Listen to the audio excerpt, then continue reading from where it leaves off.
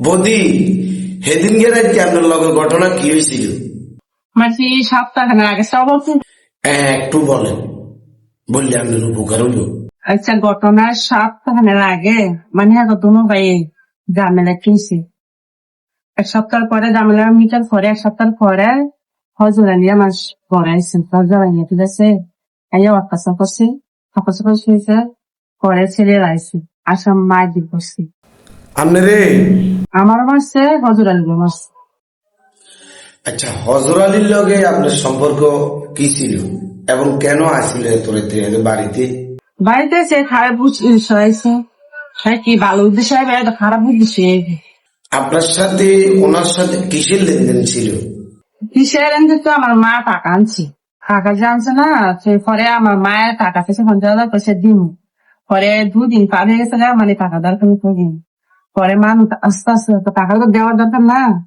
পরে আমার মা বাজার দিয়ে নাম্বারটা আনছে, হজরের নাম্বার আইনা। পরে টাকাটা পরে আমার মায়ের কাছে যে তোর মোবাইল মিল যাচ্ছে, কিন্তু ফোন দেখে ফোন দিচ্ছে। আমি ভাই মা বলে আপনাদের বলে টাকা বলে চাইছে আপনাতে দিবেন কিনা যে আমরা জানান কয়েকদিন টাকাটা পাইলে আমি দিন। পরে আমি মানে টাকা পয়সা দিয়ে কথা আনছে কি না তেমনি কোনো সম্পর্ক ছিল। আচ্ছা বৌদি, আপনার নামটা কি, পুরো নাম? আমার নাম হচ্ছে রিফালি দাস। আচ্ছা রিফালি দাস বৌদি, বৃহস্পতিবারের ঘটনাটা কি হলো একটু ক্লিয়ার ভাবে বলেন, দর্শক গুলো শুনো। বৃহস্পতিবারে ঘটনা কইলাম, কতবার খাওয়াচ্ছি।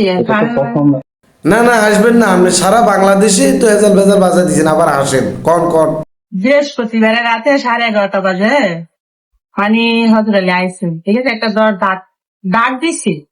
ডাক দেওয়ার পরে আমি কিছু হেঁটে কইছে আমি ওই 10 জন দেখে মানে মুরাদা ধাক্কা দিছে। হ্যাঁ, ধাক্কা দেওয়ার 2 মেলে না। পরে মুরাদা মানে দরজা দাঁড়িয়ে গেছে কি বাইঙ্গা অত্যাচার করছে। তখন রিফালি দাস বৌদি, আপনার পরিবারের লোকজন কই আছিল? আমার পরিবারের লোকেরা আমার 7টার পর একটা অনুষ্ঠান হয়, সেই অনুষ্ঠানে গেছে। আপনি জানেন না কেন? আমি যাই না, মানে মুরব্বীরা যায় কি, আমি যাই না, দিন না। একটা মসজিদে বয়স করলো তারা যায়। আপনার সাথে তখন কে কে ছিল? আমার সাথে কেউ ছিল না, আমার ছেলে নিয়ে আছে আর কেউ ছিল। হোলা মাইয়া কি আপনার লগে আছিল? আমার সাথে আছে। আচ্ছা, মামলার বিষয়ে আপনি কিছু বলেন। আপনি যে বলছেন মামলা উঠে নেবেন এখন। না, আমার একটু পেশা যায়। আমি মামলা করছি, আমি আবার উঠাইলাম। মামলা করলেন আবার উঠা লাগবেন, দুনিয়ারে আসায় কাহিনীটা কি? আমি 10 জনে ভালো চাই। আপনারা বলেন ভাই, দর্শক অনেক লোকে আপনার ভিডিওটা, আপনার লাইভটা অনেক লোকে দেখতেছি, সরাসরি আমি লাইভ দিছি। আপনি 10 জনের ভালো চান, যে 10 জন আপনার ক্ষতি করে গেছে, যে 10 জনের কারণ ফাঁসি যেতে যে সারা পৃথিবী সব বাংলাদেশের দেখবনি, আর আপনি এখানে মুসকি হাসি হাসি দিকেন আপনি 10 জনের উপকার করতে চান, 10 জনের ভালো চান। কিন্তু আমরা বলতাম যে আপনারা কেউ সাবসৃষ্টি করছে না, টাকা পয়সা অফার করছে। হ্যাঁ, আমার কই চাপ দেয় না, বা কিন্তু টাকার লোক হয় না। মায়ের খোলার বাপে গেছে তোর যখন মান সমান গেছে গুণ এতে কেস কল ফাইছি না কোনো কল ফাইছি না। তুই কি কোন কোনো কুলফান না, সারা বাংলাদেশের মানুষ আপনার লগে আছে, আমরা জানেন। আমার সাথে আছে, ঠিক আছে, মানছি। এতে বাইরে আমি 3-10 না। তাইলে তো আমরা ধরে নিতে পারি বজর আলীর লগে আপনার আগের কোন সম্পর্ক ছিল নয়। আপনি এত নাটক করবার হরে আপনার পক্ষে পুরা বাংলাদেশের মানুষ নেমবার হরে ভারতের ঠেলার লগে পুরা দেশের আগিজা বাগিজা জ্বলতে আছে। ফজর আলীর ফাঁসি চাই, অফেন গুলি করতে হেতার নবস গাড়ি দিতে কত কাহিনী। এখন আমরা জানি আপনার লগে সম্পর্ক আছে। রুপি আলী দিদি, আপনি এই শাকদি মাছটা গিয়েন না। আগে ফোনে আমি সম্পর্ক ছিল টাকা পয়সা নিয়ে কথা হয়েছে। আমি আপনাকে বলতে গেছি টাকা আনছি, টাকা নিয়ে সম্পর্ক। তাইলে আপনি মামলা করছেন কিলে, মামলা করি আবার মামলা তুলিয়া নেবেন কিলে, কাহিনীটা কি? বাবুরে মহিলা কত মামলাটা করছিলাম তো লাগে জামাই না করে।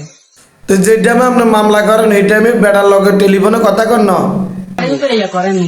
এই যে মামলা লাগে সাথে স্যার আমরা কেউ গ্রামের লোক বুঝতে পারি না, বা আমার স্বামীর সাথে আমি বুঝতে পারিনি, কিন্তু আমার স্বামী এইসব শুনে দেখে আমার কাছে ফোন নিয়ে যান। প্রিয় দর্শক, আমরা এই রিফালি দাসের সম্পূর্ণ কথাটা আপনাদেরকে শুনাইছি এবং সাক্ষাৎকার হয়েছি। এবার আপনারা বলেন, যার ফাঁসি চেতেছেন এখন কোন দিকে যাবেন? রিফালির হাস্যোজ্জ্বল মুখ, তার চোখে মুখে কোন রকমের ছাপের সৃষ্টি নাই, ভয়ের সৃষ্টি নাই, সে একদম রিয়েল স্বাভাবিক নারীর মতন সাক্ষাৎকার দিয়েছে। মনে হইতেছে এই ফজর আলীর সাথে রিফালি দাসের কোন প্রাশ্বাসিক কোন নির্যাতনিক ঘটনা ঘটে নাই। তো কেন আমরা সারা বাংলাদেশের এক একজনে এক এক রকম রাজনীতি টানি ঠেলি, এক এক রকম সেগে বেগে আলার সব মিলাই এরকম ঘটনাগুলো তদন্তর আগে প্রতিবাদ করার না ভালো। সবাই ভিডিওটা শেয়ার করে দেন অন্যদের নজরে আসার জন্য।